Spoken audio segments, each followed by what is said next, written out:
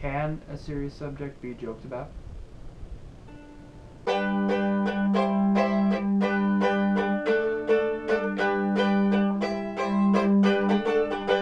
Hey guys, I'm Duncan. And I'm Tony. Welcome to the Traveling Brothers Talk Show, and we are the Traveling Brothers. Today's episode is brought to you by... what's it brought to you by? It is brought to you by comedy. Stand-up comedy, one of those great professions that consistently offers us a good time most of the time. Most of the time it offers us a good time, like watching videos on YouTube of good stand-up comics. I mean, that can be fun. Yeah, it is usually pretty fun. Be pretty enjoyable. I know that that's how I got most of my intelligence, is from watching videos of George Carlin. George Carlin's like probably... George Carlin, I consider to be best. the smartest man on the planet until he died in 2008. And that kind of segues into, well, it does segue into what we're talking about today, because it's inspired by what we're talking about today. Yeah. And today is... Do you want me to... Yeah, you can... I'll start off with... Okay. So, I wake up and one of my friends posts a link of an article, link in the description, of this one girl who goes to the Laugh Factory in New York with her friend, and Daniel Tosh is doing a stand-up bit there. And one of his stand-up bits is not that rape can be funny, but that rape is always funny. That rape is always funny, and that alone, you know, that obviously puts you in a very a difficult position as an audience, because there are a lot of people who us included, who obviously have feelings about rape that are, I don't know, it's a very touchy subject to talk about, because it is. I think when you're trying to make a joke like that, you're obviously in the minority there, because first of all, almost every single woman's going to tell you that you're an idiot.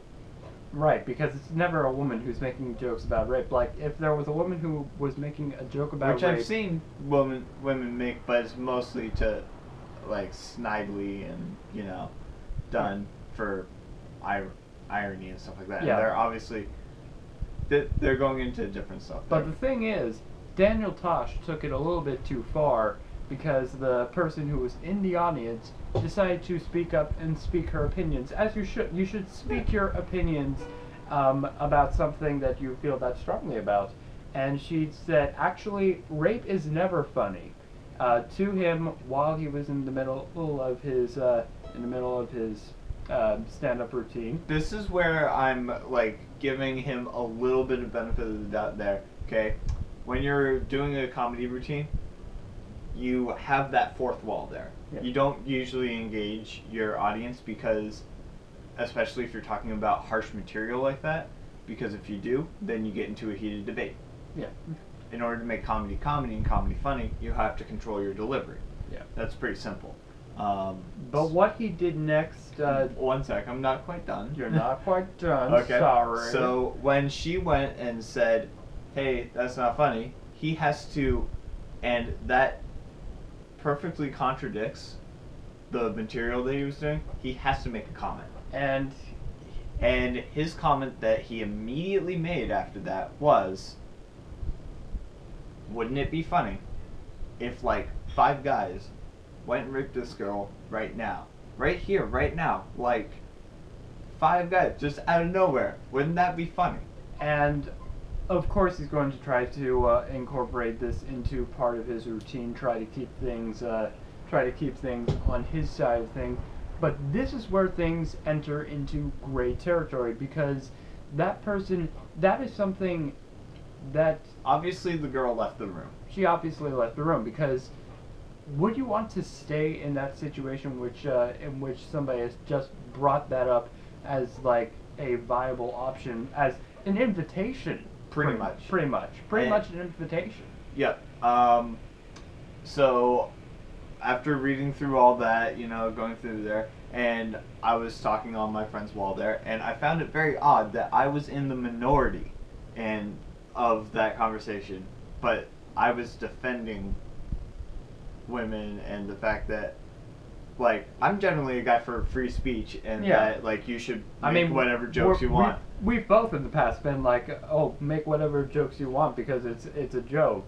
But there is a definitive line that we've come to realize that you can joke about murder. You can joke about murder, of course you can, because most people aren't going to murder somebody there. And that's fine. You can joke about violence. In fact, you can joke about the Holocaust. You can joke about almost everything, except for rape and maybe like abortion. No, you can make abortion jokes. You can make abortion jokes, but they're generally somewhat frowned upon because a lot of people have dealt with that sort of thing. I know that in the improv comedy troupe that I frequented. It makes me sound like some sort of lively person in social classes. Oh yes, I frequented the comedy club. But no, they said that there were things that you do not joke about. You do not joke about. You don't joke about rape. You don't joke about abortion, and you don't joke about the Holocaust. Okay. Which I suppose that some comedians can get away with joking about the Holocaust, but the problem is that the Holocaust is like way too delved into, yeah. And I think you can get really repetitive on doing that. Yeah. I think with a college setting, you definitely can't joke about abortion because that's something that is very real for the girls there. Right. I think generally you can, but you still need to be mindful of it. Not as mindful as you need to be with rape, where like if your material isn't perfect and if your delivery isn't perfect, you can't joke about rape. And that's the thing. There has been, I can't say that I've never laughed at a joke about rape because George Carlin had a routine in which he bounced off. Link in the description. In which he bounced off a couple of jokes to that effect.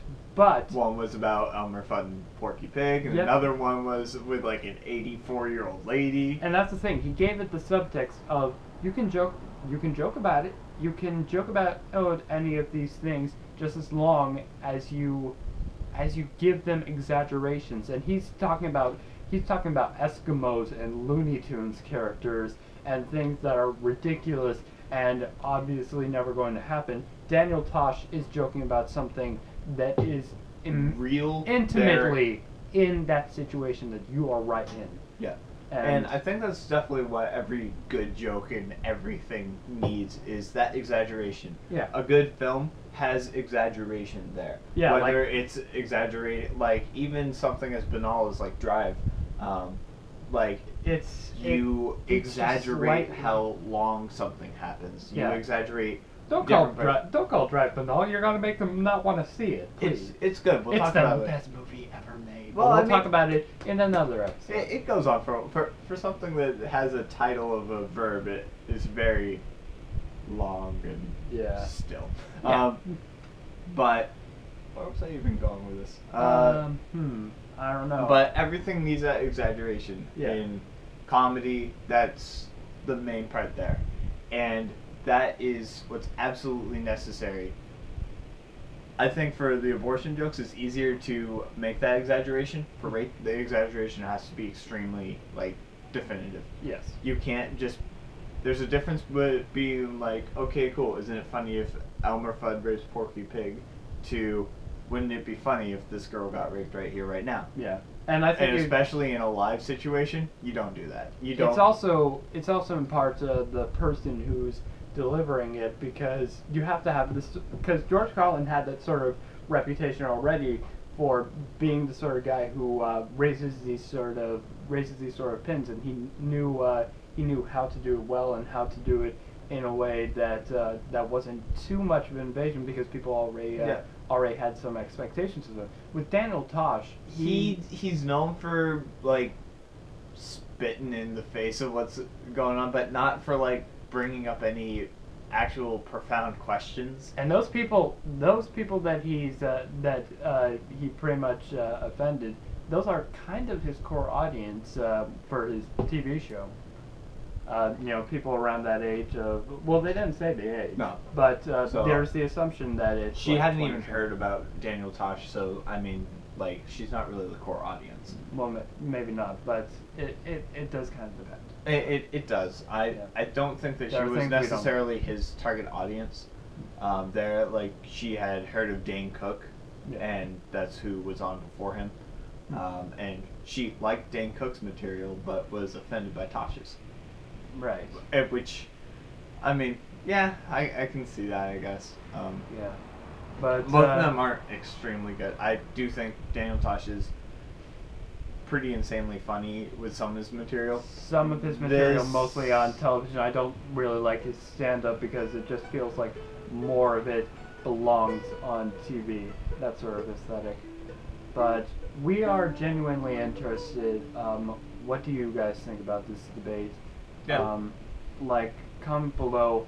What do you think? Obviously, the act of rape is not funny Ever. at all, ever. And we have very strong feelings about that. Yeah. But what do you think about jokes? About these sort of serious things? Comment below. Let us know. Yep. And not just like, do you think it, but why and how? How can it be funny? Yeah. That's a very important thing that, like, I'm really excited to see what people on my Facebook say there, and if we get people there, we can probably link this pretty soon. All right. Okay. Cool. Well, Sweet. thank you, and we'll see you guys again tomorrow. Yeah. All right. See Ciao. ya.